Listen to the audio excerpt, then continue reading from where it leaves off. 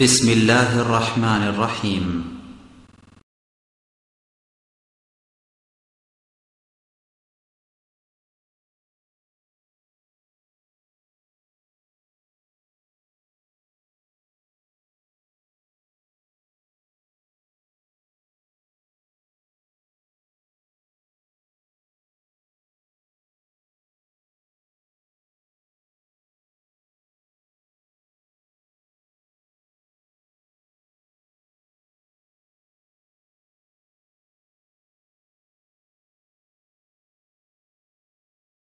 الحمد لله نحمده ونستعينه ونستغفره ونؤمن به ونتوكل عليه ونعوذ بالله من شرور أنفسنا ومن سيئات أعمالنا من يهده الله فلا مضل له ومن يضلله فلا هادي له أشهد أن لا إله إلا الله وحده لا شريك له وأشهد أن محمدًا عبده ورسوله أما بعد فإن خير الحديث كتاب الله وخير الهدي هدي محمد صلى الله عليه وسلم وشر الأمور محدثاتها وكل محدثة بدعة وكل بدعة ضلالة وكل ضلالة في النار أما بعد أعوذ بالله من الشيطان الرجيم مثل الذين ينفقون أموالهم في سبيل الله كمثل حبة عن أبي ذر رضي الله تعالى عنه قال انتهيت إلى النبي صلى الله عليه وسلم فلما رآني قال هم الأخسرون ورب الكعبة قلت فداك أبي وأمي من هم يا رسول الله صلى الله عليه وسلم قال هم أكثرون أموالا إلا من قال هكذا وهكذا وهكذا من بين يديه ومن خلفه وعن يمينه وعن شماله وقليل ما هم সম্মানিত মুসল্লিয়ান ইকরাম, যাবতীয় প্রশংসা, যাবতীয় তারিফ, যাবতীয় গুণগান আল্লাহ রাব্বুল আলামিনের জন্য, যিনি আমাদেরকে রমজান মাসে সিয়াম পালন করার তৌফিক দিয়েছেন এবং সেই সাথেই তার নির্দেশ মেনে আজকের জুমায় উপস্থিত হওয়ার সুযোগ দিয়েছেন। সেই আল্লাহ রাব্বুল আলামিনের দরবারে সিজদায়ে শুকর সকলেই পড়ি আলহামদুলিল্লাহ। অতঃপর তার প্রিয় রাসূল শেষ নবী মুহাম্মদুর রাসূলুল্লাহ সাল্লাল্লাহু আলাইহি ওয়াসাল্লামের প্রতি বর্ষিত হোক দরুদ ও সালাম। সম্মানিত উপস্থিতি, খুতবাতে কোরআনুল কারীম থেকে একটি আয়াতে কারিমা তেলাওয়াত করেছি এবং নবী সাল্লাল্লাহু আলাইহি ওয়াসাল্লামের সুন্নাহ থেকে একটি হাদিস তেলাওয়াত করেছি। আল্লাহ রাব্বুল আলামিন যদি তৌফিক দান করেন, উক্ত আয়াত এবং হাদিসকে কেন্দ্র করে সংক্ষিপ্ত কিছু আলোচনা করার চেষ্টা করব ইনশাআল্লাহ। আলোচনার বিষয়বস্তু হচ্ছে রমজানের করণীয় ও বর্জনীয়। রমজান মাস আমাদের মাঝে উপস্থিত আছে।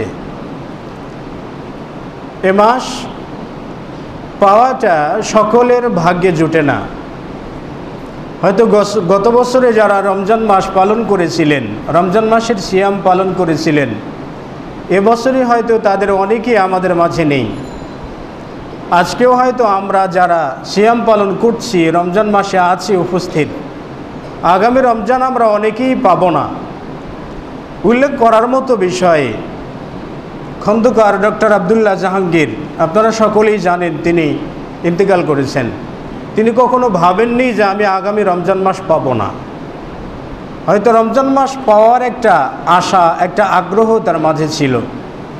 এরকম আরও অনেকেই চলে গেছেন যারা রমজান পাননি।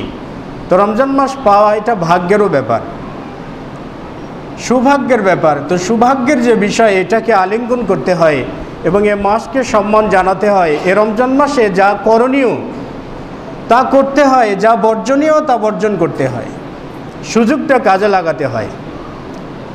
তো রমজান মাস আমরা পেয়েছি আলহামদুলিল্লাহ। এই রমজান মাস উপলক্ষ করে যাতে আমরা এই রমজান মাসে আমাদের বিগত দিনের পাপগুলোকে মোচন করে আমরা যাতে আল্লাহ রাব্বুল আলামিনের দরবার থেকে যাতে আমরা জান্নাত নিতে পারি, এই তৌফিক যেন আল্লাহ রাব্বুল আলামিন সকলকে দান করেন এবং এই প্রচেষ্টা সকলেরই থাকা দরকার। তো যা হোক, রমজান মাস আসছে। এই রমজান মাসে করণীয় অনেকগুলো আছে, বর্জনীয় অনেকগুলো আছে। করণীয়র মধ্যে অনেকগুলো বিষয় আছে যেগুলো আমরা করি না, এবং বর্জনীয় অনেকগুলো বিষয় আছে যেগুলো আমরা করি।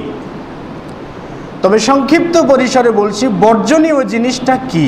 নবী সাল্লাল্লাহু আলাইহি ওয়াসাল্লাম বলছেন, মান লাম ইয়াদা কাওলা যুরি ওয়াল আমাল বিহি ফালাইসা লিল্লাহি হাজা ফি আন ইয়াদা তা'আমাহু আও শারাবা। নবী সাল্লাল্লাহু আলাইহি ওয়াসাল্লাম বলছেন, যে ব্যক্তি সিয়াম পালন করা অবস্থায় লাম ইয়াদা কাওলা যুর, মিথ্যা কথা পরিহার করতে পারেনি, ওয়ালা আমালা বিহি, এবং মিথ্যার উপরে আমল করাও ছেড়ে দিতে পারেনি, ফালাইসা লিল্লাহি হাজা, সে ব্যক্তির কোনো প্রয়োজন নাই উপবাস থাকার। সারাদিন না খেয়ে থাকার কোনো দরকারই নেই। সে সারাদিন পেট ভর্তি করে খাক আর না খাক, আল্লাহ রাব্বুল আলামিনের যায় আসে না। শর্ত দিয়েছে দুটো, যে ব্যক্তি সিয়াম পালন করা অবস্থায় মিথ্যা কথা পরিহার করতে পারেনি এবং মিথ্যার উপরে আমলও ছেড়ে দিতে পারেনি। মিথ্যা কথা বলা, এই মিথ্যা কথা তো আমরা বলে থাকি স্বাভাবিকভাবে, মিথ্যা কথা বলা আমরা বুঝি। আমরা যে যে অবস্থানে থাকি না কেন, সে সে অবস্থান থেকে আমরা মিথ্যা কথা বলি, কিন্তু মিথ্যার উপরে আমল করা কি? মিথ্যার উপরে আমল করা হচ্ছে শরীয়ত বর্জিত যতগুলো কাজ আছে সবগুলো কাজই হচ্ছে মিথ্যার উপরে আমল করা। সবগুলো কাজ মিথ্যার উপরে আমল করা। মারান নবী সাল্লাল্লাহু আলাইহি ওয়াসাল্লাম আলা সুবরাতি তাআম, নবী সাল্লাল্লাহু আলাইহি ওয়াসাল্লাম একবার খাদ্য স্তূপের নিকট দিয়ে হেঁটে যাচ্ছেন।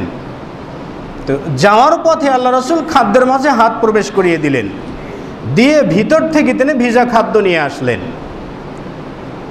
ভিজা খাদ্য হাতে পাওয়ার পর আল্লাহ রাসূল সাল্লাল্লাহু আলাইহি ওয়াসাল্লাম খাদ্যওয়ালাকে বলছে, মা হাদা ইয়া সাহিবাত তাআম, আরে খাদ্যের ব্যবসাদার, খাদ্যের মাঝে এটা কি? তো ব্যবসাদার বলছে, আসবাতি সামা ইয়া রাসূলুল্লাহ সাল্লাল্লাহু আলাইহি ওয়াসাল্লাম, ভিতরে ভিজা খাদ্য তো বৃষ্টি হয়েছিল, ভিজে গেছে এই জন্য। নবী সাল্লাল্লাহু আলাইহি ওয়াসাল্লাম বললেন, আফালা জাআলতাহু ফাওকা তাআম, বৃষ্টি হলে খাদ্য ভিজে যায় সেটা আমিও জানি, সকল মানুষই জানে। তো ভিজা খাদ্য খাদ্যের উপরে নয় কেন, ভিতরে কেন, নিচে কেন? তো আফালা জাআলতাহু ফাওকা তাআম, ভিজা খাদ্যকে খাদ্যের উপরে কেন রাখলে না, যাতে মানুষরা দেখতে পাবে, আর দেখতে পেয়ে এটা দেখে শুনে ক্রয় করবে।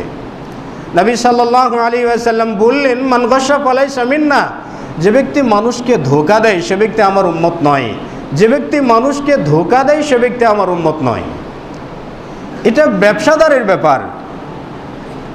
আমরা তো রমজান উপলক্ষে আমাদের বাজার আছে, বাজারেই দেখবেন রমজান উপলক্ষে হরেক রকমের ইফতারি আছে, হরেক রকমের ইফতারি, আর ইফতারির মধ্যেও ভেজাল দেওয়া আছে।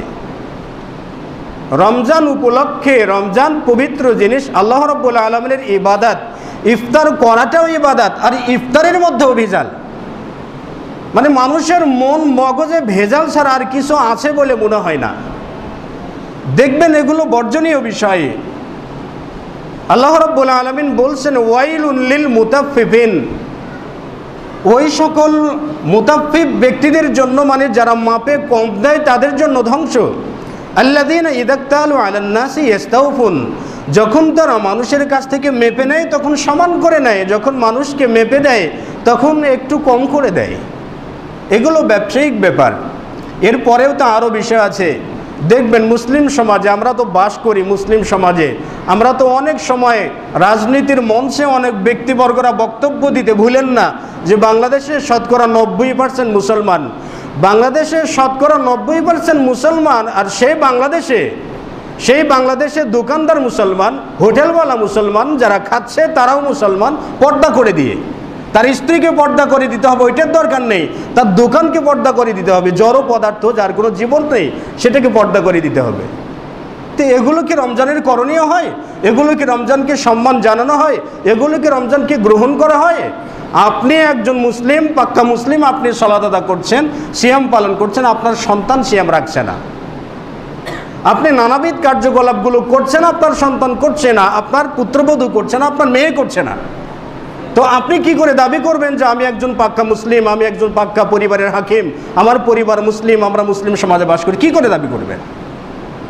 শরীয়ত বর্জিত যতগুলো কাজ, রমজান মাসকে অপমান করার জন্য যতগুলো কার্যকলাপ আপনার পরিবারে হয়, সবগুলো কাজ আপনার পরিবারে হয়, আর আপনি দাবি করছেন আপনি একজন মুসলিম, আপনি সালাত আদা করছেন, আপনার ভাই দোকান খুলে বসে আছে, হোটেল খুলে বসে আছে, আর তার চতুর্দিকে কালো কাপড় দিয়ে ঢেকে দিয়ে ভিতরে রমজান মাসের খাবার চলছে। এ কেমন? আমরা শতকরা 90% মুসলিম, আমরা কি করে দাবি করতে পারি যে আমরা শতকরা 90% মুসলিম? কোরআন এবং সহিহ সুন্নাহর নিরিখে যদি বিচার করা যায়, তাহলে যে ব্যক্তি রমজান মাস পাওয়ার পরেও সিয়াম পালন করেন এবং সালাত আদা করে না, সে ব্যক্তি মুসলিম নয়। ইমাম আহমদ বিন হাম্বল বলছেন, যে ব্যক্তি সালাত আদা করে নাই জীবনে, ওই ব্যক্তির জানাজার দরকার নাই, কুকুরের মতো তাকে পুঁতিয়ে ফেলতে হবে মাটিতে। তো এমন যদি সিদ্ধান্ত হয় ইমামদের, তাহলে সালাত আদা করে না যে সে ব্যক্তি মুসলিম নয়। আবার সালাত আদা করে না তো করেই না, রমজান মাসে সিয়াম পালন করেই না, আবার রমজান মাসে দোকান খুলে বসে আছে, তার ব্যবসা চালাচ্ছে, সে ব্যক্তি তো মুসলিম নয়। আল্লাহ রাব্বুল আলামিন, আল্লাহ রাসূল সাল্লাল্লাহু আলাইহি ওয়াসাল্লাম বলছেন, আল মুসলিমু মান সালিম আল মুসলিমুনা মিন লিসানিহি ওয়া ইয়াদিহি। প্রকৃত মুসলিম সে ব্যক্তি যার জবান এবং হাত থেকে অপর মুসলিমরা নিরাপদে থাকে। তো একজন সিয়াম পালন করছে, রোজাদার ব্যক্তি সিয়াম রেখেছেন, আপনার দোকানের পাশ দিয়ে যাচ্ছে, তার অন্তরটা নিরাপদ নয়, কষ্ট পাচ্ছে যে এই জায়গাতে কি করে খাবার বিক্রি হয়, একজন মুসলিম কি করে বিক্রি করে, জবান থেকেও নিরাপদ নয়। অন্যদিক থেকে হাত দিয়ে তো আপনি বেরোজাদারকে তো খাওয়াচ্ছেন, তো হাত দিয়ে মানুষকে কিভাবে নিরাপত্তা দিলেন? আপনি নিজে জাহান্নামের দিকে যাচ্ছেন, যতগুলো ব্যক্তিকে খাওয়াচ্ছেন ততগুলো ব্যক্তিকেও আপনি জাহান্নামে যাওয়ার পথটা আপনি ক্লিয়ার করে দিচ্ছেন, প্রশস্ত করে দিচ্ছেন। তো এগুলো আসলে করণীয় বিষয়ে আমরা যারা হয়তো সমাজপতি আছি, আমরা যারা হয়তো বা সমাজের নেতৃত্ব দেই, যাদের কথা সমাজ গ্রহণ করে, যাদের কথায় সমাজ ওঠা বসা করে, যাদের কথায় এই যুগের মানুষেরা প্রস্তাব পর্যন্তও করে, সে সকল ব্যক্তিদের উপরে দায়িত্ব আছে যে যাতে রমজান মাসে কখনো কোনো সময়ের জন্যই মুসলিম অধ্যুষিত এলাকাতে কোনো দোকানপাট যাতে না খোলা থাকে, খোলাও যদি থাকে হোটেল যাতে কখনো খোলা না থাকে, এবং সেখানে প্রকাশ্য যেন পানাহার কখনো না হয়। এগুলো দায়িত্ব আছে যারা কর্তা ব্যক্তি আছেন তাদের উপরে। কর্তা ব্যক্তিদের সামর্থ্য থাকার পরেও যদি দায়িত্বগুলো পালন না করা হয়, তাহলে কিয়ামতের দিন সে ব্যক্তিকেও জিজ্ঞেস করা হবে, কোনো ব্যক্তিকে ছাড় দেওয়া হবে না। নবী সাল্লাল্লাহু আলাইহি ওয়াসাল্লাম বলছেন, আলা কুল্লুকুম রাইন কুল্লুকুম মাসউলুন আন রায়াতিহি। সাবধান, তোমরা সকলেই প্রতিনিধি, আর সকলেই তার প্রতিনিধিত্বের ব্যাপারে জিজ্ঞাসিত হবে। কে কোন জায়গাতে প্রতিনিধি? কেউ পরিবারের প্রতিনিধি, কেউ একটা সমাজের প্রতিনিধি, কেউ একটা গ্রামের প্রতিনিধি, কেউ একটা মহল্লার, কেউ একটা ইউনিয়নের, কেউ একটা থানার, কেউ একটা দেশের প্রতিনিধি। প্রত্যেকটা স্তর থেকে প্রত্যেকটা ব্যক্তি জিজ্ঞাসিত হবে কিয়ামতের দিন, যদি তাদের দ্বারা কোনো ব্যক্তির দ্বারা শরীয়ত অবমাননা হয়। এজন্য আমাদের কিছু করণীয় বিষয় থাকে, যদি মুসলমানিত্ব ভিতরে থাকে তাহলে এগুলো বর্জন করা উচিত। যদি মুসলমানিত্ব ভিতরে থাকে, ইমানি জজবা যদি ভিতরে থাকে, আমরা তো আমাদের সাদামাটা উত্তর আছে যে আমি সিয়াম পালন না করলাম, সালাত আদা না করলাম, অন্তর সাদা আছে, অন্তর ফ্রেশ আছে, অন্তর পরিষ্কার আছে। আসলে পরিষ্কার কি হে তো নিজে বুঝেও না, পরিষ্কার কি হে নিজেও বুঝে না। কারণ রাস্তায় যে আবর্জনা খায় সেও মনে করে আমি যে খাদ্য খাচ্ছি এটা পরিষ্কার। যে উলঙ্গ হয়ে জটলাপা দিয়ে ফেলছে মাথায়, সে ব্যক্তি নিজেকে মনে করে আমি পরিষ্কার। তো পরিষ্কার কে? পরিষ্কার শরীয়তের মাপকাঠিতে যে পরিষ্কার সেই পরিষ্কার, শরীয়তের মাপকাঠিতে যে অপরিষ্কার সে ব্যক্তি অপরিষ্কার। তো মাল্লাম ইয়াদা কাওলা জুর, যে ব্যক্তি মিথ্যা কথা পরিহার করতে পারেনি, ওয়াল আমালাবি, এবং মিথ্যার উপরে আমল করা, মাপে কম দেওয়া, ইফতারে ভেজাল দেওয়া, বিভিন্ন কালার করে মানুষকে রোগাক্রান্ত করার মতো ইফতারি পরিবেশন করা, একতাল হোটেলে রেখে 5 দিন জিলাপি ভেজে সেই জিলাপিগুলোকে ইফতারি করার জন্য মানুষের সামনে উপস্থাপন করা, যত রকমের আমরা যেটা বুঝি 2 নম্বরই কাজ, মানে যত রকমের কাজগুলো আছে আমাদের সমাজে যেগুলো হয়, এই সবগুলোই রমজান মাসে বর্জনীয়। রমজান মাসে এগুলো করণীয় নয়। তো রমজান মাসে যেগুলো বর্জনীয় সেগুলো বর্জন করা উচিত, এগুলোই আমল। মাপে কম দেওয়া, জাকাত না দেওয়া, সিয়াম পালন না করা, আমি রাখছি সন্তানকে রাখতে না দেওয়া ইত্যাদি, এই সবগুলোই মিথ্যার উপরে আমল। তো আমরা মিথ্যার উপরে আমল করা থেকে যদি বিরত না থাকতে পারি, নিজেকে যদি বিরত না রাখতে পারি, তাহলে তো আমাদের সিয়ামের কোনো প্রয়োজন নেই। 1000 মাস সিয়াম করলেও তো সিয়াম কোনো কাজে আসবে না। সারা মাস সিয়াম করেছে, সব কিছু করেছে, যদি তার গীবত করার অভ্যাস থাকে, পরনিন্দা করার অভ্যাস থাকে, সে ব্যক্তিরও সিয়াম তো কখনো কবুল হবে না। সিয়াম পালন করছে, হজ করছে, যাবতীয় ইবাদত করছে, অথচ মানুষের বিরুদ্ধে লেগে থাকা, এটাই তার কাজ। মিথ্যা কথা বলা, এটাই তার কাজ। ব্যবসায়ী মানুষকে ফাঁকি দেওয়া, এটাই তার কাজ। সমাজে অন্যায় হয় কোনো প্রতিবাদ না করা, এটাই তার স্বভাব। তো এগুলো তো মিথ্যার উপরে আমল করা। আর মিথ্যার উপরে আমল করা থেকে যদি আমরা বিরত না থাকতে পারি, তো সিয়াম হবে না। এই জন্য রমজান মাসে যে করণীয় বিষয়গুলো আছে সেগুলোকে সামনে নিয়ে আসতে হবে, এবং বর্জনীয় যতগুলো বিষয় আছে সবগুলোকে ছেড়ে দিতে হবে। সেই জন্য ব্যবসাদার যারা আছেন সবার কাছে অনুরোধ করে বলবো, বিশেষ করে রমজান মাস উপলক্ষে, নিজে তো হয়তো নিজে রোজা রেখেছেন, কিন্তু আপনার দোকান খোলা রেখেছেন, অন্যকে খাওয়াচ্ছেন। তো অন্যকে খাওয়ার জন্য আপনি যদি তাকে নিষেধ না করেন, কেন রমজান মাসে পানাহার করছেন, কেন আপনি রমজান মাসে পানাহার করছেন, এমন কথা যদি আপনি তাকে না বলেন, তো আপনাকেও তো জিজ্ঞেস করা হবে কিয়ামতের দিন। কারণ আপনিও একজন দায়ী, আপনি একজনকে হকের দাওয়াত দেবেন না? অবশ্যই দিতে হবে। তো রমজান মাসের বর্জনীয় বিষয়গুলো আল্লাহ রাব্বুল আলামিন আমাদেরকে বর্জন করার জন্য তৌফিক দান করুন। তা আসলে বর্জনীয় বিষয় অনেকগুলো আছে, যেগুলো শরীয়ত বর্জিত সেগুলোই বর্জনীয়, আর যেগুলো শরীয়ত নির্দেশিত সেগুলোই করণীয়। তো রমজান মাস উপলক্ষে হয়তো অনেক আলোচনায় হয়েছে। তো রমজান মাসের করণীয় বিষয়গুলোর মধ্য থেকে একটি বিশেষ গুরুত্বপূর্ণ করণীয় কাজ আছে, সেটি হলো দান করা। নবী সাল্লাল্লাহু আলাইহি ওয়াসাল্লাম রমজান মাসে বেশি বেশি দান করতেন। কানা নবী সাল্লাল্লাহু আলাইহি ওয়াসাল্লাম আজওয়াদুন নাস, নবী সাল্লাল্লাহু আলাইহি ওয়াসাল্লাম রমজান মাসে খুব বেশি বেশি দান করতেন, এমনকি ঝড়ের বেগে তিনি দান করতেন। এবং ভালো আমল করার জন্য প্রতিযোগিতা করতেন, কে কত ভালো আমল করতে পারে, কে কত ভালো কাজ করতে পারে, কে কত সত্য কথা বলতে পারে, এগুলো প্রতিযোগিতা হওয়া দরকার। কিন্তু আমাদের মাঝে তো আর সেগুলো নেই। আমাদের মাঝে ওই যেগুলো করা যাবে না সেগুলোর প্রতিযোগিতা আছে। তো আমরা যদি রমজান মাসে দান করে দানের হাতকে যদি আমরা প্রশস্ত করতে পারি, আয়েশা সিদ্দিকা রাদিয়াল্লাহু তাআলা আনহা বলেন যে আমি একবার নবী সাল্লাল্লাহু আলাইহি ওয়াসাল্লামকে বললাম, আইয়ুনা আসরাউ লুহুকান, ইয়া রাসূলুল্লাহ, আমাদের মাঝে সবচাইতে দ্রুত আপনার সাথে মিলিত হবে কে? তো নবী সাল্লাল্লাহু আলাইহি ওয়াসাল্লাম বলেন, আতওয়ালু কুন্না ইয়াদান, তোমাদের যাদের হাত লম্বা তারা আমার সাথে আগে যাবে, আমার কাছে আগে পৌঁছবে। আয়েশা সিদ্দিকা বলেন, সাহাবায়ে কেরাম কোন ফিতা নিলেন, মানে হাত মাপার জন্য ফিতা নিলেন, নিয়ে তারা হাত মাপা শুরু করে দিলেন। কার হাত বড়, কার হাত বড়, এই বড় হাত খুঁজতে যেয়ে দেখছে আল্লাহ রাসূলের স্ত্রী সাউদার হাতটা লম্বা একটু বড়।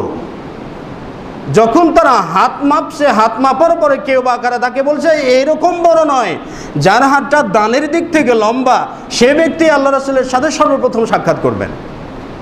তার পরবর্তীতে দেখা গেল নবী সাল্লাল্লাহু আলাইহি সাল্লামের স্ত্রী জয়নাব, তিনি সবচাইতে বেশি দান করতেন। সুবহানাল্লাহ, সবচাইতে বেশি দান করতেন। তো আল্লাহ রাসূলের সাথে, আল্লাহ রাসূলের কাছাকাছি খুব দ্রুতই আল্লাহ রাসূলের সাথে সাক্ষাৎকারী ব্যক্তি হবেন যার হাত লম্বা, অর্থাৎ দানের হাত যার লম্বা, দান করে, মানুষকে দান করতে কার্পণ্য করে না। আমরা তো অনেক সময় দান করাকে জরিমানা মনে করি, দান করা তো নফল ব্যাপার। জাকাত দেওয়াকেই জরিমানা মনে করি, যে জাকাত দেওয়ার জন্য আবার অনেকগুলো বুদ্ধি আছে, অনেকগুলো যুক্তি আছে যে আমরা জাকাত দিব কেন, কারণ আমরা তো আমাদের জমিতে সার গোবর ইত্যাদি দিতে হয়, পানি সেচন করতে টাকা দিতে হয়, কেন জাকাত দিতে হবে, এইরকম তো আমরা অনেকগুলো যুক্তি উপস্থাপন করতে পারি। কিন্তু যে ব্যক্তি বেশি দান করে সেই ব্যক্তি আল্লাহ রাসূলের সাথে সর্বপ্রথম সবার আগে সাক্ষাৎ করবেন। এই জন্য এই গুণটা সবার মাঝে থাকে না, দান করাটাও সবার ভাগ্যে জোটে না। নবী সাল্লাল্লাহু আলাইহি ওয়াসাল্লাম বলছেন, মুতাসাদ্দিক এবং বখিল দুজন ব্যক্তির দৃষ্টান্ত এরকম যে লোহার বেড়ি পড়া একজন ব্যক্তির মতো। হয়তো একজন ব্যক্তি লোহার বেড়ি পড়ে আছে, তাকে লোহার বেড়ি দিয়ে চাপিয়ে দেওয়া আছে। ব্যক্তি যখন দান করার ইচ্ছা করে তখন তার লোহার বেড়িগুলো খুলে যায়, অর্থাৎ অন্তরটা বিকশিত হয়, দান করার ইচ্ছাটা অন্তরে আরও জাগে। এটি হচ্ছে মুতাসাদ্দিক ব্যক্তির দৃষ্টান্ত। বখিল ব্যক্তির দৃষ্টান্ত হচ্ছে ওই ব্যক্তির মতো যে ব্যক্তির দেহে বেড়ি পরিয়ে দেওয়া আছে, আর ওই ব্যক্তি যখনই দান করার ইচ্ছা করে তখনই তার বেড়িটা তার উপরে আটকে যায়, আরও তার উপরে বসিয়ে যায়, তাকে আরও নির্যাতন চালায়। এই ব্যক্তির মতো হচ্ছে বখিলের দৃষ্টান্ত। নবী সাল্লাল্লাহু আলাইহি ওয়াসাল্লাম বলছেন, আল বাখিলু লা ইয়াদখুলুল জান্নাহ, কৃপণ ব্যক্তি জান্নাতে প্রবেশ করবে না। তো কৃপণ ব্যক্তি যদি জান্নাতে প্রবেশ না করে, তো আমাদের মাঝে যদি এমন কার্পণ্য থাকে যে কার্পণ্য হয়তো ফকিরকে 2 টাকা ভিক্ষা দিতেও কার্পণ্য করি, একজন মানুষকে 2 টাকা দান করতেও আমরা কার্পণ্য করি।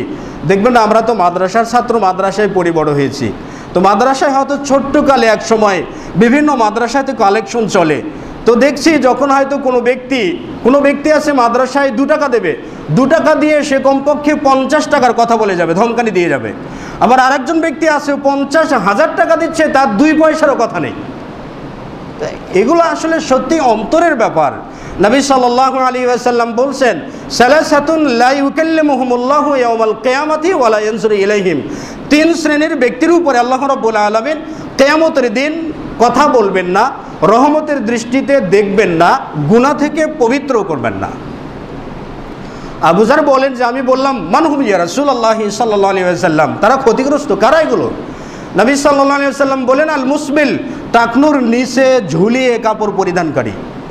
আছে তো আমাদের যুব সমাজ আছে না, হয়তো শেষ রাত্রিতে সিয়াম পালন করছেন, সালাত আদা করছেন, কিন্তু অনবর্তমানে সব সময় টাকনুর নিচে কাপড় ঝুলিয়ে পড়ছে, এমনভাবে ঝুলিয়ে পড়েছে পায়ের গোড়ালিতে প্যান্টটা ছিঁড়ে গেছে, ওই ছিঁড়া জায়গা দিয়ে পায়ের গোড়ালি বেরিয়েছে, পায়ের গোড়ালির নিচে হয়তো বা অর্ধ হাত প্যান্ট স্যান্ডেলের নিচে পড়ে গেছে, আর উপরে মানে বিষয়টা উল্টো। যে পোশাকটা পরিধান করার কথা মহিলাদের, সে পোশাকটা পরিধান করছে পুরুষেরা, আর যে পোশাক পরিধান করার কথা পুরুষের, সেই পোশাক করছে মহিলারা। মহিলাদের উপরের দিকে আর পুরুষের নিচের দিকে, এগুলো ত্রুটিযুক্ত। কোনো মহিলা যদি টাকনুর উপরে কাপড় পরিধান করে নিজেকে ফ্যাশনে একেবারে সুসজ্জিত করে তিনি যদি মার্কেট করতে যান, তার সিয়াম কয়বার হবে দিনে? নবী সাল্লাল্লাহু আলাইহি ওয়াসাল্লাম বলছেন, কুল্লু আইনিন জানিয়ে, প্রত্যেকটা চক্ষু জিনাকারিনী। যে মহিলা সুগন্ধি লাগিয়ে নিজেকে পরিপাটি করে একদল পুরুষের নিকট দিয়ে যাবে, যতগুলো পুরুষের নিকট দিয়ে যাবে ততগুলো জিনার অপরাধ নিয়ে সে বাড়িতে প্রবেশ করবে। সহিহ তিরমিজি। তো একজন মহিলা যদি মার্কেট করতে যায়, আপনি সব ইবাদত করছেন, আপনার মেয়েকেও আপনি সিয়াম রাখিয়েছেন, কিন্তু মার্কেটে চলে গেছে, মার্কেট করে আসলো, ধরেন 2, 4, 10 কি 20, 50 ব্যক্তির সঙ্গে ধাক্কা লেগেছে।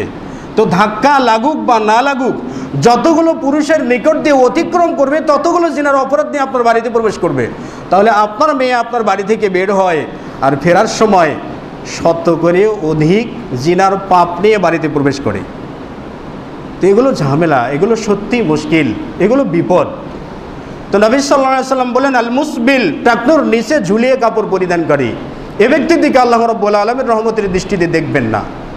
ওয়াল মান্নান, দান করে যে খোঁটা দেয়। হ্যাঁ, আমরা তো দান করি কম, কিন্তু খোঁটা দেই বেশি। 2 টাকার দান করব, 5 টাকার খোঁটা দেব। দান করে খোঁটা দেওয়া বুঝি তো? হয়তো একজন প্রতাপশালী ব্যক্তি আমাকে কি আপনাদের কাউকে বলছেন যে আগামীকাল আমার এই কাজটা করে দিতে হবে। আপনি সমাজের গরিব মানুষ, হয়তো তার কাছে আপনার বিভিন্ন সময় হাত পাততে হয়, বিভিন্ন সময় হাওয়ালাত কি ধার টাকা নিতে হয়। তো আপনি বললেন যে কালকে আমার শ্বশুর বাড়িতে যেতে হবে, বিশেষ কাজ আছে, আমি আপনার কাজটা কাল করে দিতে পারবো না। তো বড়লোক ব্যক্তিটা বলছে, যেই দিন টাকার দরকার সেই দিন আমার কাছে আসতে পারো, আর আজকে আমার কাজের দরকার পড়ছে না, আমার কাছে আসবে না। এটাকে বলে খোঁটা দেওয়া। মানে এক সময় দান করেছেন, সেই দানের কথা স্মরণ করে দেওয়া, এটাকেই খোঁটা দেওয়া বলে। তো যে ব্যক্তি দান করে খোঁটা দেয়, খোঁটা দেওয়া থেকে যদি নিজেকে মুক্ত রাখতে না পারে, তো ওই দান না করাই ভালো। কারণ দান না করলে হয়তো বখিলে একটা কাজ হবে, কিন্তু দান করে খোঁটা দিলে তার দিকে রহমতের দৃষ্টিতেও আল্লাহ তাআলা দেখবেন না, জান্নাত দেওয়া তো দূরের কথা। তৃতীয় ব্যক্তি অল মুনাফিক, বখিল তথা কৃপণ ব্যক্তি। অন্য বর্ণনায় আসছে নবী সাল্লাল্লাহু আলাইহি ওয়াসাল্লাম আবু যার রাদিয়াল্লাহু তাআলা আনহু থেকে বর্ণিত, তিনি বলেন, ইনতাহাইতু ইলান নবী সাল্লাল্লাহু আলাইহি ওয়াসাল্লাম, একবার আমি আল্লাহ রাসূলের কাছে গেলাম। ফালাম্মা রাআনি, যখন নবী সাল্লাল্লাহু আলাইহি ওয়াসাল্লাম আমাকে দেখলেন, ক্বালা, বললেন, হুমুল আখসারুনা ওয়া রাব্বিল কাবা, কাবার প্রতিপালকের কসম করে বলছি ওই সকল ব্যক্তিরা ক্ষতিগ্রস্ত। আবু যার বললেন যে আমি আর নিজেকে নিয়ন্ত্রণ করতে পারলাম না, আমি বললাম, ফিদাকা আবি ওয়া উম্মি, আমার মা বাবা আপনার পদতলে কুরবানি হোক ইয়া রাসূলুল্লাহ, মানহুম, তারা কারা?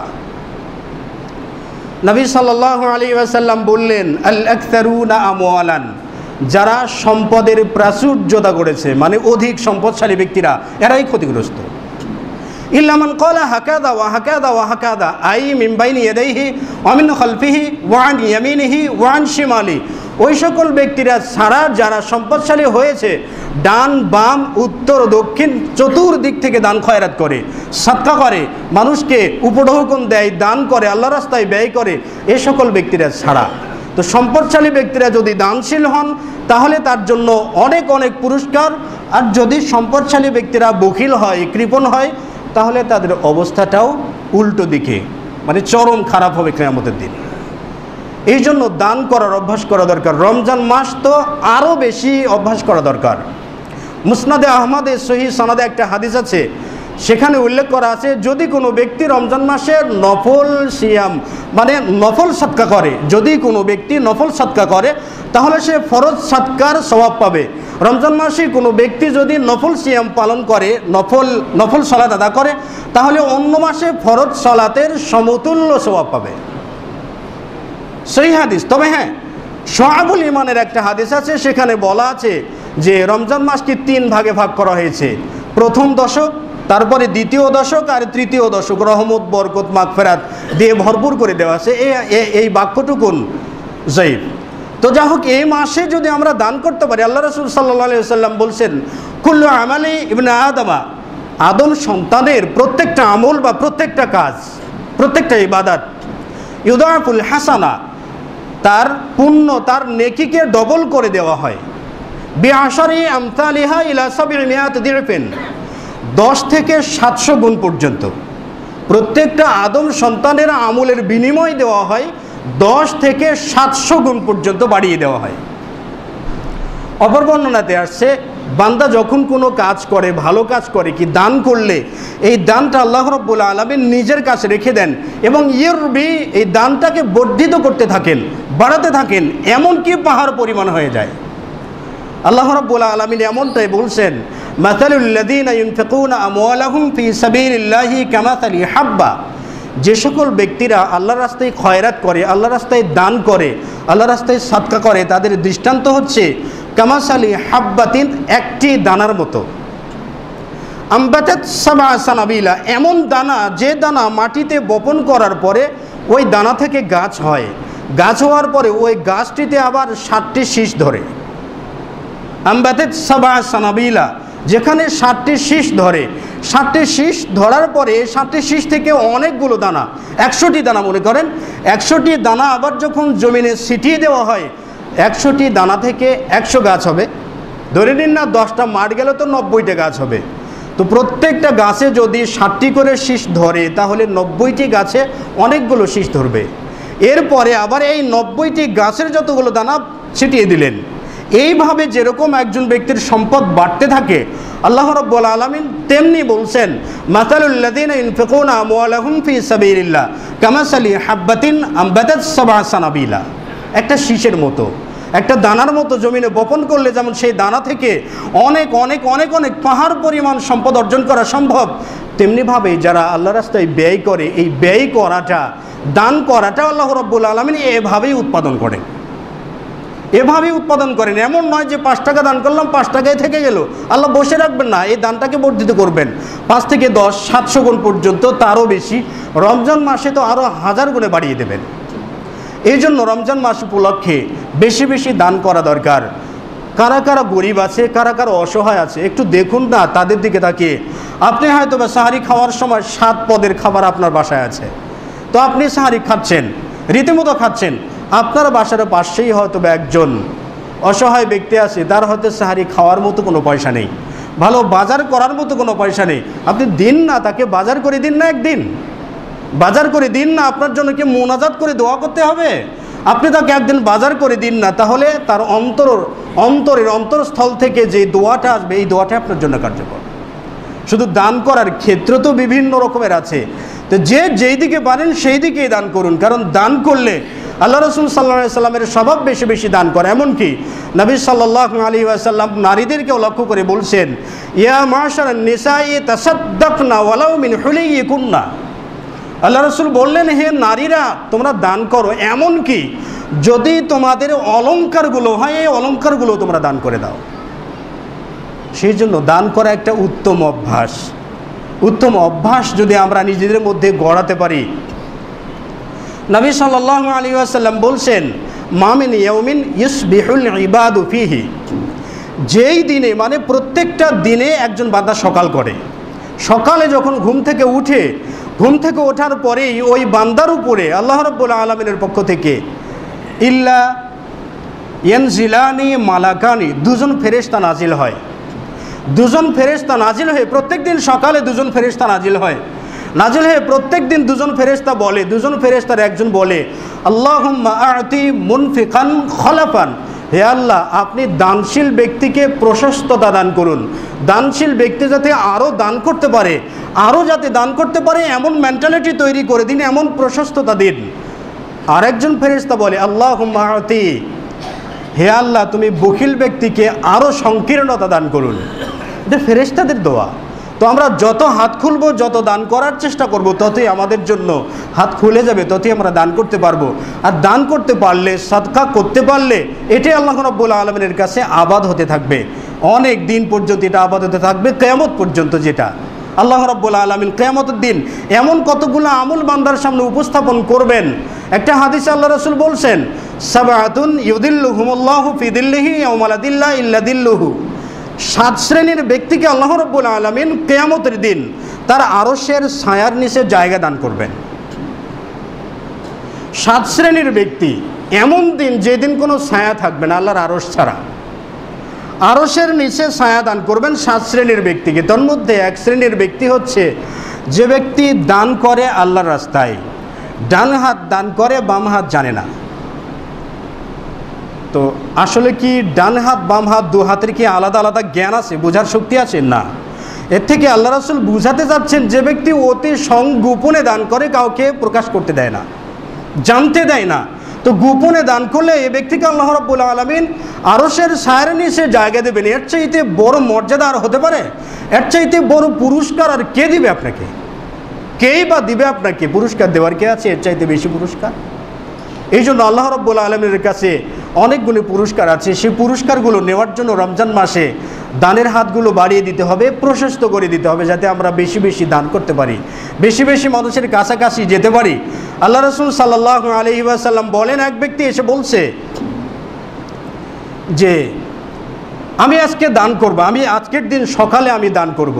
তো লোকটি সকালে দান করতে গেলেন, তিনি রাত্রিতে দান করলেন। লোকটি বলছেন যে আতাসাদ্দাকুল লাইলাতা, আজকে রাত্রিতে আমি দান করব। তো লোকটি রাত্রিতে দান করার জন্য বেরিয়ে পড়ছে, দান করার জন্য বেরিয়ে পড়ছে, কিন্তু ফাতাসাদ্দাকা আলা ইয়াদি সারিক, সে চোরকে দান দিয়েছে। তার যে দানের সম্পদগুলো আছে সে চোরের হাতে দিয়েছে। পরের দিন সকালে সে জেগে ইয়াতাহাদ্দাসুন, তারা পর্যালোচনা করছে, রাত্রে তো দান করলাম, কার কাছে দিলাম, কার হাতে দিলাম। পর্যালোচনা করে তারা পেয়েছেন যে তারা চোরকে দান করেছে। যিনি দানকারী ব্যক্তি তিনি বলছেন, আল্লাহুম্মা লাকাল হামদু আলা ইয়াদি সারিক, হে আল্লাহ আমি যে চোরকে দান করেছি এটার জন্য তোমার প্রশংসা। লোকটি আবার সংকল্প করছে, ফাতাসাদ্দাকুল ইয়াউমা, আজকের দিনও মানে আজকের রাত্রিতেও আমি দান করব। এরপরে লোকটি দ্বিতীয় রাত্রিতেও দান করার জন্য বেরিয়ে পড়লেন। দ্বিতীয় রাত্রিতে তিনি দান করলেন, কিন্তু তাসাদ্দাকা আলা ইয়াদি জানিয়াতিন, জিনাকারীর হাতে সে দানের সম্পদটা দিয়ে ফেলেছে। পরের দিন সকালে ঘুম থেকে জেগে তারা আবার ফায়াতাহাদ্দাসুনা, তারা একে অপরে পর্যালোচনা করছে, আজকের দানটা কার হাতে দিলাম। পর্যালোচনা করতে যে তারা বলছেন যে আজকের দানটা তো জিনাকারীর হাতে পড়ে গেছে। যিনি দান করছেন তিনি বলছেন, আল্লাহুম্মা লাকাল হামদু আলা ইয়াদি জানিয়া, হে আল্লাহ আমি জিনাকারীকে দান করেছি, তথাপি তোমার প্রশংসা। এরপরে তৃতীয় দিনে সে তৃতীয় রাত্রিতে দান করার জন্য বেরিয়ে পড়লেন। সহিহ মুসলিমের হাদিস। তৃতীয় রাত্রিতে দান করার জন্য বেরিয়ে পড়লেন, কিন্তু তৃতীয় রাত্রিতে সে ব্যক্তি দান করেছে ধনী ব্যক্তিকে। তো ধনী ব্যক্তিকে দান করে পরের দিন তিনি পর্যালোচনা করছেন, তারা বসে পর্যালোচনা করছে, সিদ্ধান্ত এটাই আসছে যে আজকে তো আমরা ধনী ব্যক্তিতে দান করে ফেললাম। তখন ওই লোকটি বলছে, আল্লাহুম্মা লাকাল হামদু, হে আল্লাহ তোমারই প্রশংসা, আলাইয়াদি সারিক ওয়া জানিয়াতি ওয়া গিনা, আমি যে চোরকে দান করেছি, জিনাকারীকে দান করেছি, ধনী ব্যক্তিকে দান করেছি, সবগুলোর জন্য তোমার প্রশংসা। হতে পারে আমার দানের জন্য হয়তো চোর ব্যক্তি চুরি করা ছেড়ে দেবে, আমার দানের বরকতে হয়তো জিনাকারী ব্যক্তি জিনা ছেড়ে দেবে, আর আমার দানের বরকতে হয়তো ধনী ব্যক্তি দান করা শিখবে, বখিলতা ছেড়ে দেবে। দেখুন, লোকটি প্রথম দিন দান করলেন, পিছু ছাড়লেন না, দ্বিতীয় দিনেও দান করলেন, পিছু ছাড়লেন না, তৃতীয় দিনেও দান করলেন, ভুল পথে পিছু ছাড়লেন না। আমাদের হাদিসটা উল্লেখ করার কারণে একটাই, সেটি হলো আমাদের মাঝে মাথার ভিতরে কতগুলো বুদ্ধি কিলবিল করে। আমরা বলি দান করবো কাক, কে নামাজ পড়ে, কে রোজা করে, কে কি করে, এই যুগে দান খয়রাত করার লোক আছে? আরে ভাই, এই যুগে দান খয়রাত করার লোক নেই, এটা খোঁজার তো আর আপনার দরকার নেই। এই যুগে যদি দান করার কোনো লোক না পাওয়া যেত, তাহলে নবী সাল্লাল্লাহু আলাইহি ওয়াসাল্লাম কোনো এক সময় কখনো না কখনো বলে যেতেন যে এমন একদিন আসবে যেই দিন কাউকে দান করা যাবে না, সবাই বেদিন হয়ে যাবে, কাউকে দান করা যাবে না। কিন্তু দান করার বিধান তো এ পর্যন্ত আছে, কিয়ামত পর্যন্তও আছে, কিয়ামত পর্যন্ত দান করার বিধান থাকবে, আল্লাহ রাসূল বলে গেছেন। সুতরাং প্রত্যেকটা যুগে দান করার খাত রয়ে গেছে, প্রত্যেকটা যুগে কাকে দান করবেন, কাকে দেবেন, এই বিষয়গুলো আছে। আপনি যদি ভুল বশত কাউকে দান করেই ফেলেন, এটার জন্য আপনাকে জবাবদিহি করা হবে না কিয়ামতের দিন যে আপনি কাকে দিলেন, কিন্তু আপনার আমলনামায় সওয়াব লেখা হবে পূর্ণরূপে, যেমনটা ওই ব্যক্তির ক্ষেত্রে হয়েছে। তো দান করলে দুনিয়াতেও ফজিলত পাওয়া যায়, আখিরাতেও ফজিলত পাওয়া যায়, দুনিয়াতেও শ্রেষ্ঠত্ব পাওয়া যায়, আখিরাতেও শ্রেষ্ঠত্ব পাওয়া যাবে দান করলে। একটা হাদিস আপনাদের সামনে উল্লেখ করছি, আবু হুরায়রা রাদিয়াল্লাহু তাআলা আনহু থেকে বর্ণিত। তিনি বলেন যে নবী সাল্লাল্লাহু আলাইহি ওয়াসাল্লাম বলছেন যে বাইনামা রাজুলুন বিফালাতিম মিনাল আরদি, আমাদের মাঝে মানে বনী ইসরাঈলদের মাঝে একজন ব্যক্তি একটা মাঠের উপরে দাঁড়িয়ে আছে, চারণভূমির উপরে সে দাঁড়িয়ে আছে। তো দাঁড়িয়ে থাকা অবস্থায় তার মাথার উপর দিয়ে মেঘ চলে যাচ্ছে দৌড়িয়ে। মেঘ তো মেঘের গতিতে যাবে, ব্যক্তি চারণভূমিতে দাঁড়িয়ে আছে আর তার মাথার উপর দিয়ে মেঘ দৌড়িয়ে যাচ্ছে, আর মেঘের মধ্যে আওয়াজ হচ্ছে ইসকি হাদিকতা ফুলানিন, ইসকি হাদিকতা ফুলানিন, ইসকি হাদিকতা ফুলানিন। মেঘের মধ্যে আওয়াজ হচ্ছে অমুক ব্যক্তির বাগানে পানি দাও, অমুক ব্যক্তির বাগানে বৃষ্টি দাও, অমুক ব্যক্তির বাগানে পানি সেচন করো। তো আশ্চর্য তো হওয়ারই কথা, মানুষ তো, মেঘের ভিতরে আওয়াজ হচ্ছে আর বলছে অমুক ব্যক্তির বাগানে পানি দাও, অমুক ব্যক্তির বাগানে বৃষ্টি দাও। ব্যক্তিকে দেখা যাক, লোকটি এই জায়গা থেকে মেঘের পিছে পিছে দৌড় দিয়েছে। তো লোকটির আগে মেঘ যেয়ে সেই বাগানে পানি বর্ষণ করিয়ে ফেলেছে। লোকটি পরবর্তীতে সেই জায়গাতে গেলেন, যাওয়ার পরে দেখছে বাগানের মধ্যে একজন ব্যক্তি নিচু ভূমি থেকে গাছের গোড়ার দিকে পানি ছিটিয়ে দিচ্ছেন। তো এই লোকটি তাকে যে বলছে, ভাই মা ইসমুকা, আপনার নাম কি বলুন তো। বাগানওয়ালা ব্যক্তি বলছে যে ভাই আপনি আমার নাম শুনে কি করবেন। তখন সে ব্যক্তি বলছে যে আমি তো একটা অদ্ভুত বিষয় দেখলাম, আপনি বলুন তো আপনার নাম কি। তো জোরাজুরি করার পরে লোকটি তার নাম বলছেন, নাম এমন নাম বলছেন যে ফা ইসমুহুল্লাযী সামিআ ফি সাহাবাতি, লোকটি ওই নামই বলছে যে নাম সে মেঘের মধ্যে শুনেছে। তখন লোকটি তাকে জিজ্ঞাসা করছেন, আরে ভাই আপনি এমন কি আমল করেন, এমন কি কাজ করেন যে কাজের কারণে মেঘের মধ্যে আপনার নামে বৃষ্টি বর্ষণ করার কথা বলা হচ্ছে কেন? তো লোকটি বললেন যে আমার জীবনে খুব একটা ভালো কাজ আছে বলে মনে হয় না, তবে হয়তো আমি একটা কাজ করি, হয়তো এই জন্যই আল্লাহ রাব্বুল আলামিন আমার প্রতি এতটা অনুগ্রহ করেছেন। তা হচ্ছে এই বাগান থেকে যে ফলগুলো আমার হয় প্রতি বছরে, ফলগুলোকে আমি 3 ভাগে ভাগ করে নেই। 1 ভাগ আমার পরিবারের খাবারের জন্য রেখে দেই, আরেক ভাগ আমি পরবর্তী বছরের খরচা বহন করার জন্য রেখে দেই, আরেক ভাগ ফকির মিসকিন দারিদ্র ব্যক্তিদের মাঝে আমি দান করে দেই, সাদকা করে দেই। হয়তো আমার এই সাদকার জন্য আল্লাহ রাব্বুল আলামিন আমার প্রতি এতটা অনুগ্রহ করেছেন। দুনিয়াতে পৃথিবীতে একজন ব্যক্তির নামে মেঘ বৃষ্টি বর্ষণ করে, আর তার মতে তার জীবনে তার একটি ভালো কাজ, সেটি হচ্ছে দান করা বা সাদকা করা। আল্লাহ রাসূল বলছেন যে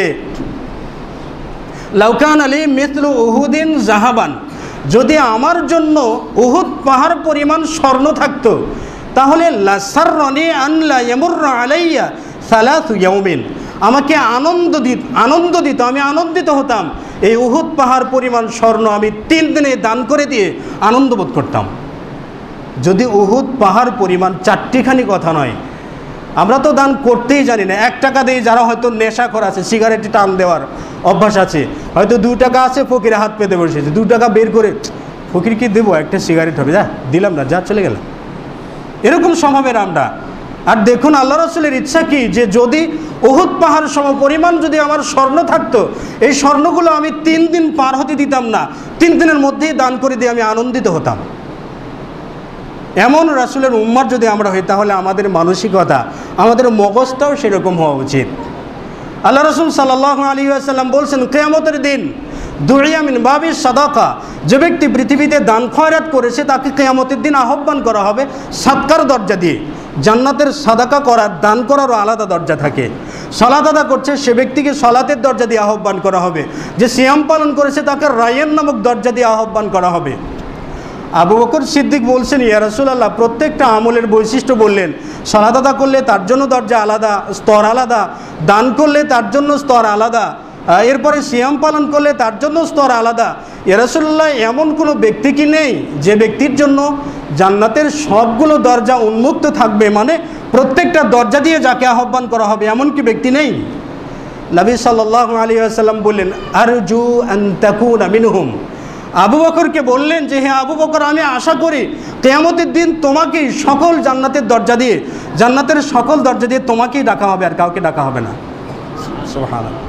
আবু বকরকে জান্নাতের সকল দরজা দিয়ে ডাকা হবে কেন? কেন? তার ফজিলত কি, তার শ্রেষ্ঠত্ব কি? আবু বকরের প্রধান গুণ ছিল দান করা, আর এই দানের অংশ হিসাবে তিনি বেছে নিয়েছিলেন শুধু গোলাম আজাদ করা।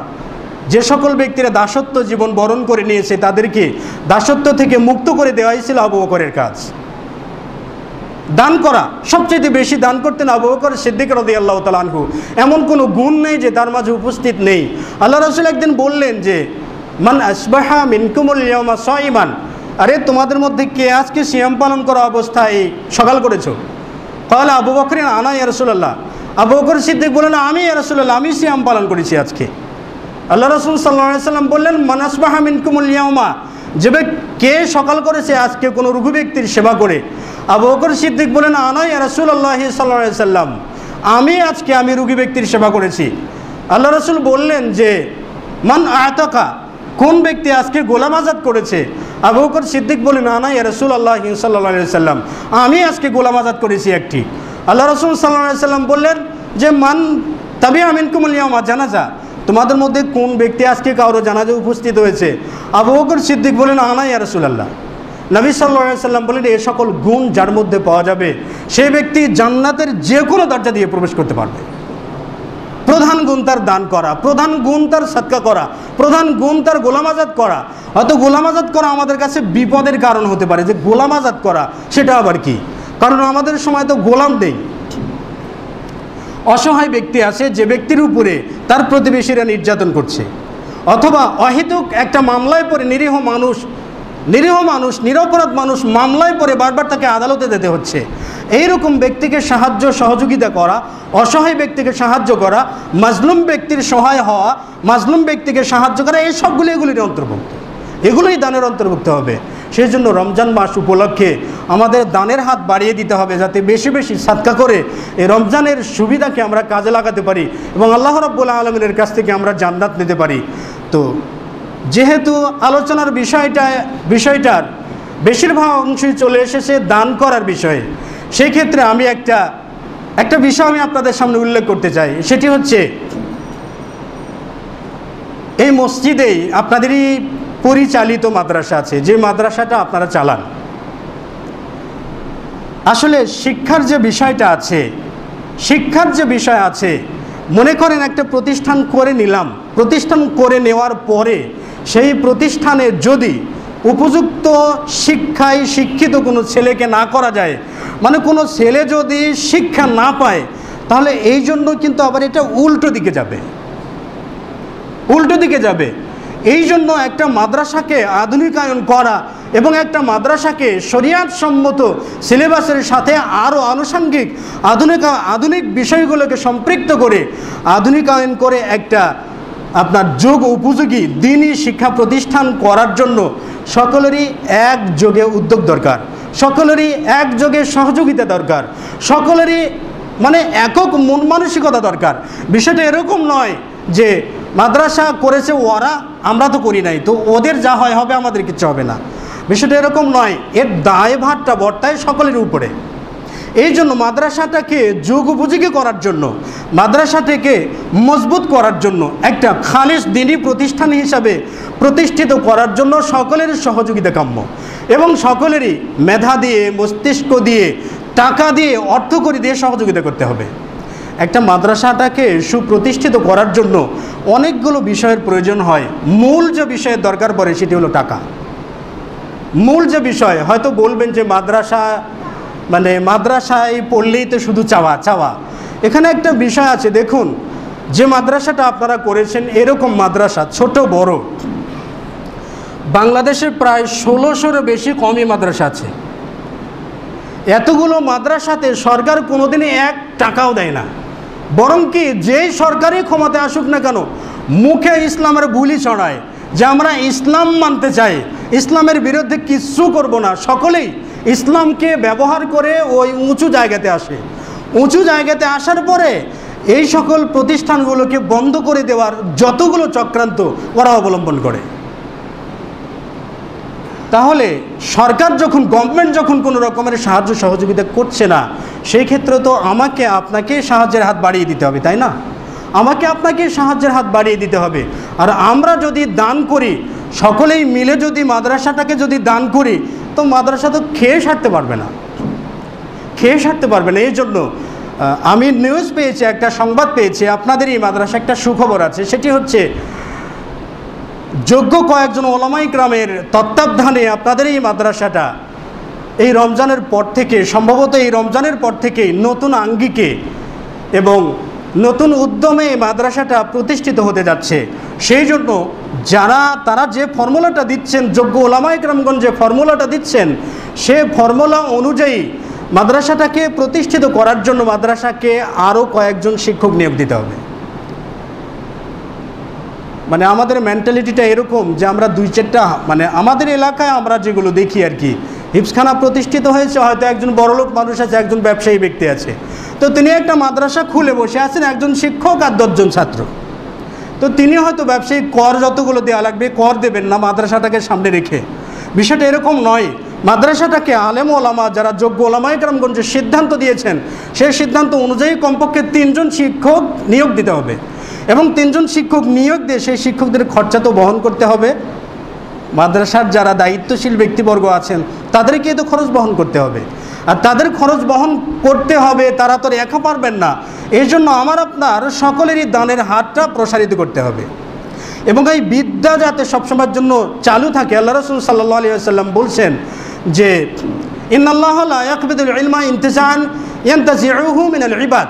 আল্লাহ রাব্বুল আলামিন বান্দাদের মধ্য থেকে জোরপূর্বক বিদ্যা উঠিয়ে নেন না, কিন্তু বিদ্যা উঠিয়ে নেন বিদ্যান মৃত্যু দেওয়ার মাধ্যমে। তো বিদ্যান উঠে যাবে আর সেই সাথে বিদ্যাও উঠে যাবে, আর সকল মূর্খগুলো হজবরলা অবস্থা বিরাজ করবে।